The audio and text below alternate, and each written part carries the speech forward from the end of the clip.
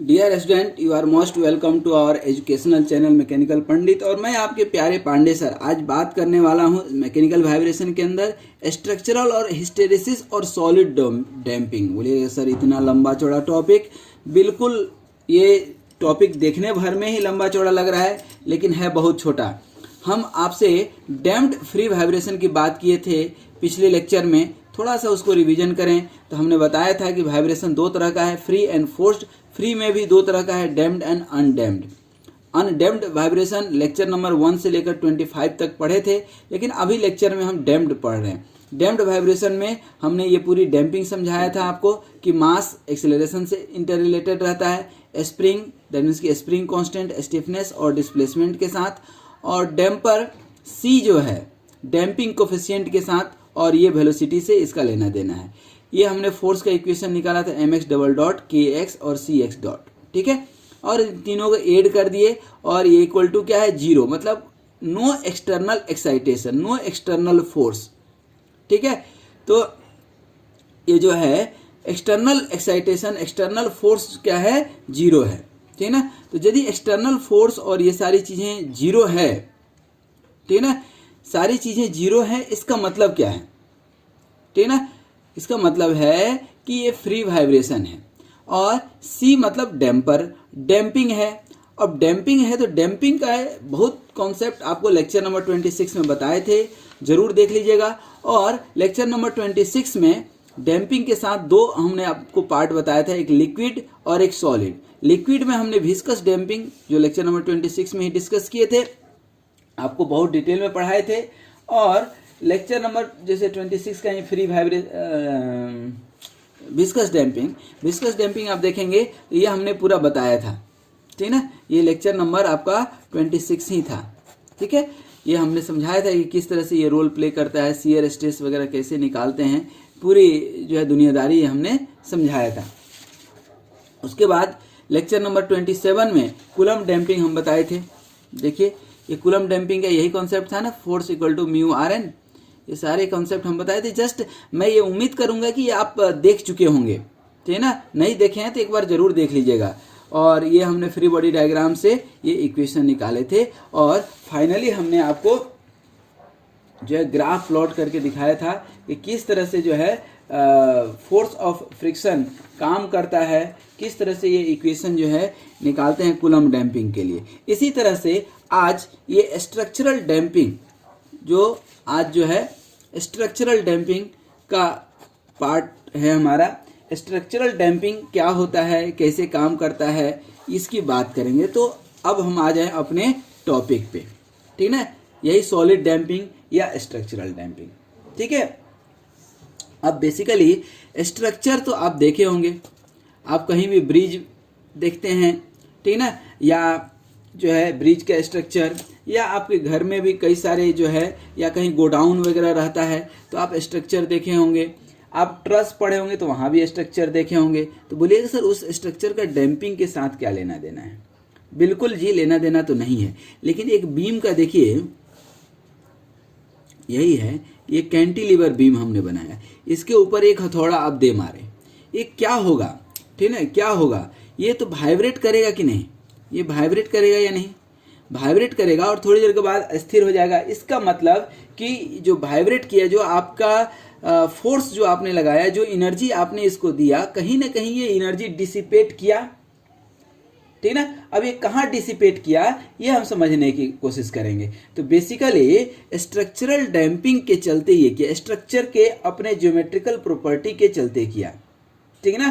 तो structural damping मतलब due to material property, material property इसमें काम आता है कि मटेरियल की क्या प्रॉपर्टी है। अब जैसे ये पत्थर का बना रहेगा तो थोड़ी वाइब्रेट करेगा, टूट ही जाएगा, लेकिन यदि स्टील का बीम है, ठीक ना, तो टूटेगा नहीं। और कुछ हद तक ज्योमेट्रिकल प्रॉपर्टी भी काम करता है, ज्योमेट्रिकल प्रॉपर्टी भी, ठीक ना, इस एनर्जी को डिसिपेट करने के लिए रिस्पॉन्सिबल है। जब हम किसी भी उसमें जो है लोड लगाते हैं, ठीक ना, तो आप देखते हैं कि उसमें जो है स्ट्रेस स्ट्रेन कर्व आप पढ़े होंगे बचपन में, ठीक है ना, क्या स्ट्रेन और ये स्ट्रेस, ठीक है ना। मतलब ये यदि आपका क्या है, आपका स्प्रिंग है और ये क्या है, आपका डैम्पर है। ये कौन सा डैम्पर है, फ्रिक्शन डैम्पर नहीं है, ठीक है ना। कौन सा है, स्ट्रक्चरल डैम्पिंग। ये पूरा का पूरा बीम दिखेगा आपको, ठीक है ना, बीम दिखेगा। क्योंकि स्प्रिंग और मास तो इनहेरेंट प्रॉपर्टी है। तो इसमें जब आप स्ट्रेन लगाते हैं तो आप देखते हैं कि ड्यूरिंग लोडिंग, जब आप लोडिंग करेंगे तो लोडिंग तो कुछ ऐसे जाएगा, और एक सर्टेन इंटरवल ऑफ टाइम जब अनलोडिंग करेंगे तो उसका ग्राफ कुछ जो है एक लूप बनता है, एक लूप बनेगा ऐसे, ठीक है। एक लूप इस तरह से बनता है। ये क्या हो गया आपका लोडिंग का, ये लोडिंग जा रहा है, और ये क्या हो गया आपका अनलोडिंग का, ठीक है ना। ये क्या है, अनलोडिंग का, ठीक है ना। इस लूप को हम लोग बोलते हैं हिस्टेरेसिस लूप, ठीक है ना। क्या बोलते हैं, हिस्टेरेसिस। तो लोडिंग अनलोडिंग, लोडिंग अनलोडिंग, और यही बाद में आप चल करके पढ़ेंगे, क्या क्या पढ़ेंगे, इसको बोलते हैं हिस्टेरेसिस लूप। ये लोडिंग अनलोडिंग को ही आप फटीग फेल्योर भी बोले थे। तो अब यदि बात करें कि किसी भी बीम का, जो कि हम आपको अभी बीम दिखा रहे थे, इसके ऊपर आप लोड लगाए, मतलब ये स्ट्रक्चरल प्रॉपर्टी, एक ज्वाइंट दूसरे ज्वाइंट से कैसे जुड़ा हुआ है, फिर एक यहाँ पे बीम है, ठीक है ना, ये जुड़ा है, कैसे जुड़ा है, नट बोल्ट से जुड़ा है, कैसे जुड़ा है। That will play the role of the loading and unloading. तो यहाँ पर जो आपका फ्रिक्शनल फोर्स लगेगा, ठीक है ना, यहाँ पर जो फ्रिक्शनल फोर्स लग रहा है, that is basically the concept of the structural damping या सॉलिड डैम्पिंग, ठीक है।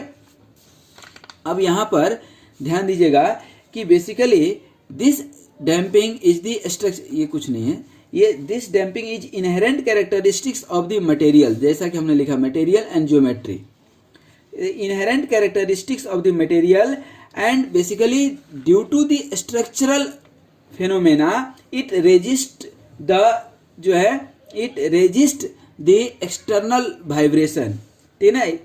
दैट मीन्स कि characteristics of the material and the resistance offered by the elastic properties, elastic property अभी हमने बताया कि पत्थर का रहता तो ये टूट गया रहता, from with in the body is called structural damping. तो स्ट्रक्चरल डैम्पिंग का यदि डेफिनेशन हमको लिखना हो थोड़ा सा, तो हम क्या लिख सकते हैं डेफिनेशन, इनहेरेंट कैरेक्टरिस्टिक्स ऑफ, वो हमने थोड़ा सा लिखा है लेकिन इसको थोड़ा और अच्छे से लिख देते हैं, इनहेरेंट property of material, ठीक है ना, by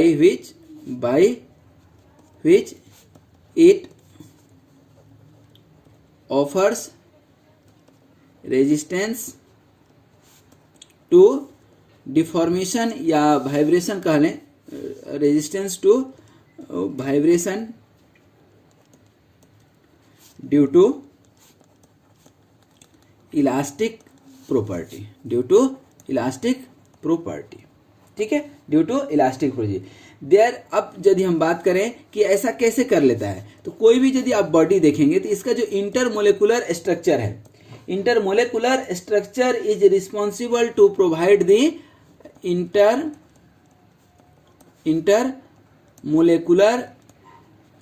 intermolecular structure is responsible to provide the frictional force, ठीक है ना। And basically frictional force that means कि यदि इसका मूवमेंट इधर हो रहा है तो फ्रिक्शनल फोर्स इधर लगेगा आपका, ठीक है ना, फ्रिक्शनल फोर्स इधर लगेगा। दैट मीन्स कि frictional force always acts opposite to the motion, ठीक है ना। तो the magnitude of this damping is very small as compare to other damping like viscous damping और and Coulomb damping, dry friction damping, ठीक है ना। अब हमने ये आपको बता दिया कि यदि इलास्टिक प्रॉपर्टी रहेगा तो कैसे लोडिंग एंड अनलोडिंग में स्ट्रेस स्ट्रेन कर्व बनता है और हिस्टेरेसिस लूप कैसे होता है। Basically the area of this loop is the amount of energy dissipated in one cycle. Area of this loop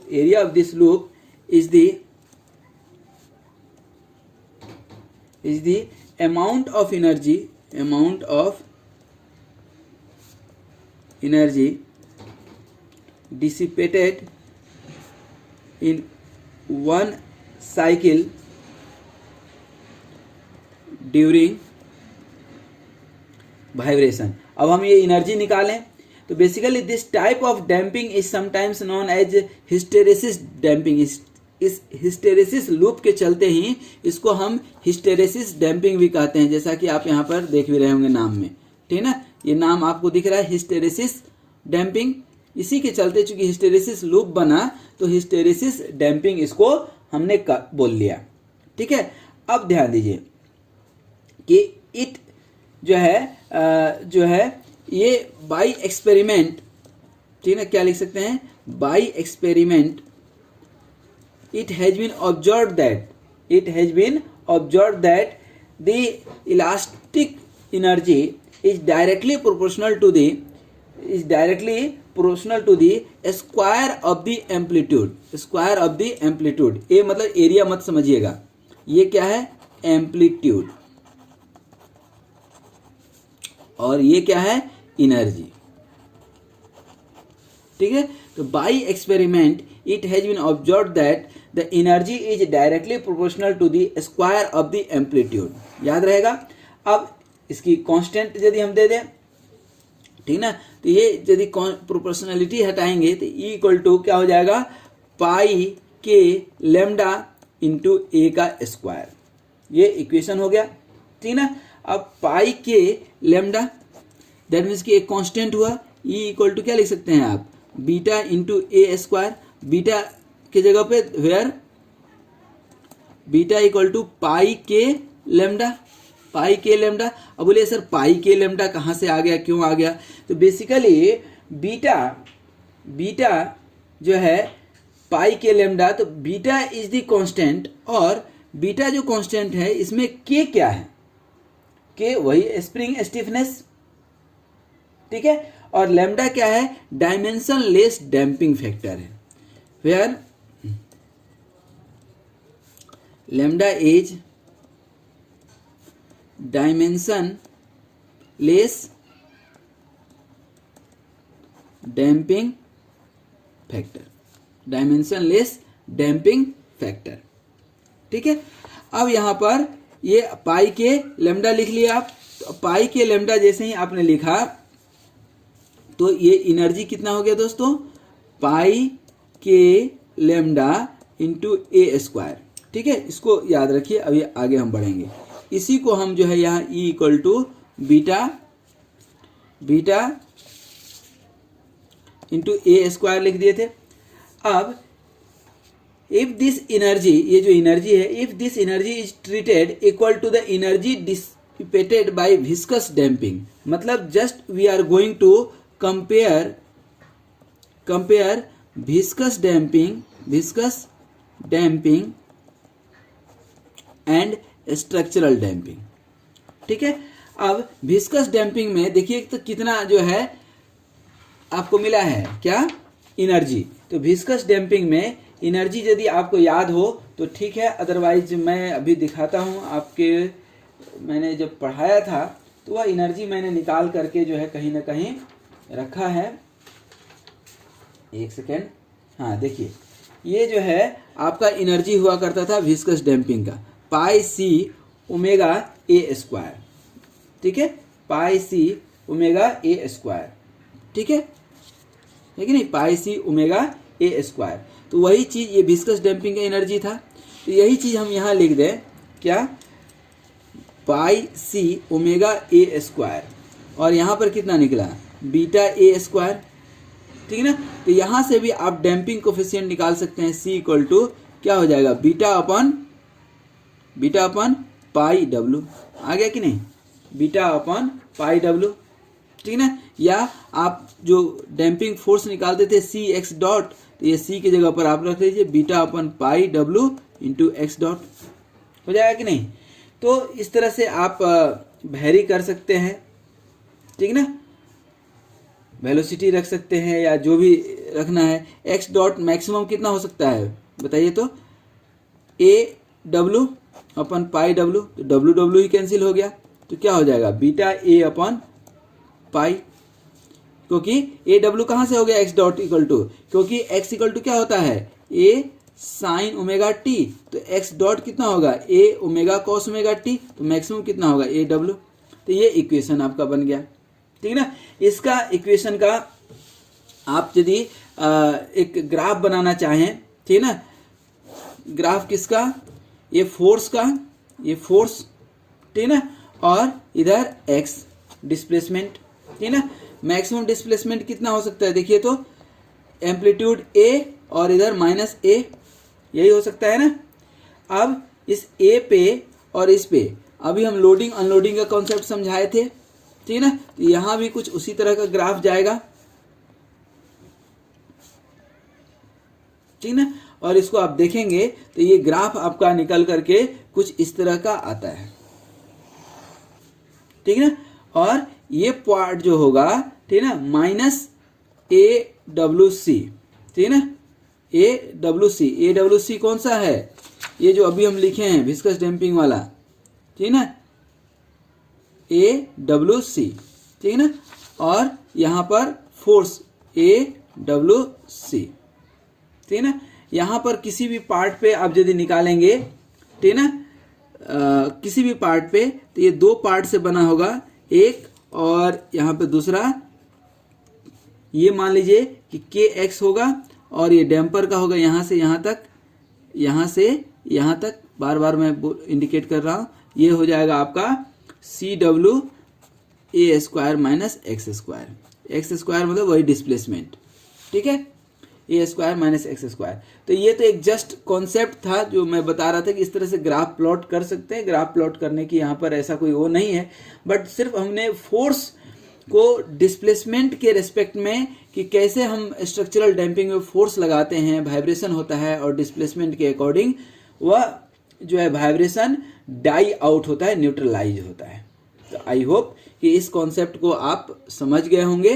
तो हम लोग जो है स्ट्रक्चरल और हिस्टेरिसिस या सॉलिड डैम्पिंग जो भी बोल रहे हैं, इसका कॉन्सेप्ट समझे। ये इक्वेशन याद रखिएगा, इस इक्वेशन, चूंकि ये तीन जो है ज्योमेट्रिकल प्रॉपर्टी पे काफ़ी हद तक जो है डिपेंड करता है, ठीक है ना। मटेरियल के जो हमने लेमडा बताया, तो लेमडा क्या है, ज्योमेट्रिकल प्रॉपर्टी पे डिपेंड करता है, ठीक है। तो आज यहीं तक, फिर हम लोग किसी और वीडियो में नए कॉन्सेप्ट के साथ मिलेंगे। Thank you very much for watching this video and please promote this channel also. It is your channel and thank you very much for watching this video once again. Be healthy, happy and keep smiling.